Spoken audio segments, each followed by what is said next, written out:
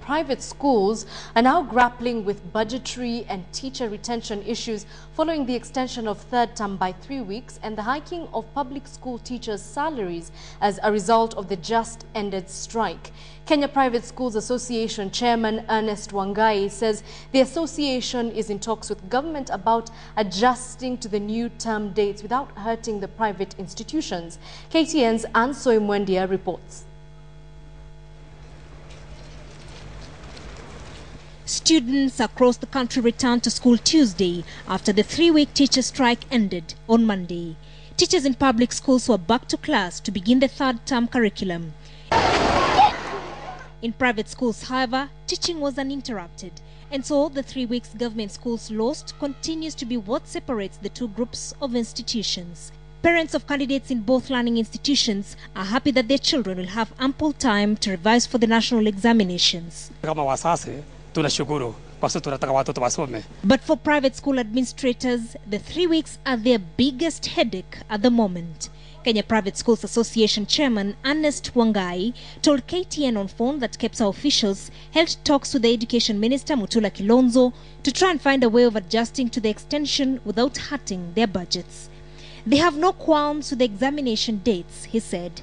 However, given that private schools rely on school fees to finance school programs, and considering that it is not feasible to ask parents to pay more fees for this term, the association asked the minister for reprieve so that they close school for non-candidates on the 2nd of November as scheduled.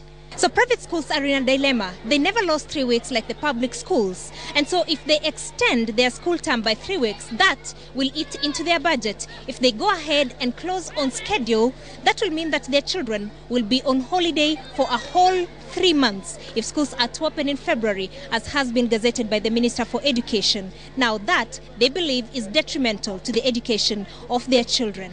Some parents are also not happy with the February opening date. Hata heri wasome hiyo Januari na February, yeah? Then ndio nini March ine tuingie kwa election. It is very risky for our kids. The election is on, the kids are doing the exam. Anything can happen. Kitoka Christmas kwa tumezoea tukae mwezi moja. Alafu jana wanaenda shule. Sasa wakifungua mwezi wa pili itakuwa ngumu na wakulima tuko.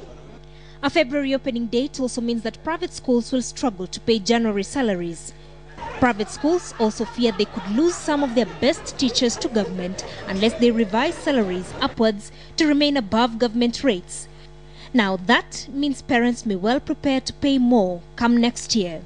Minister Mutula asked the association to compile and document their concerns and forward their proposals to him. Ansoi Mwendia, KTN Prime.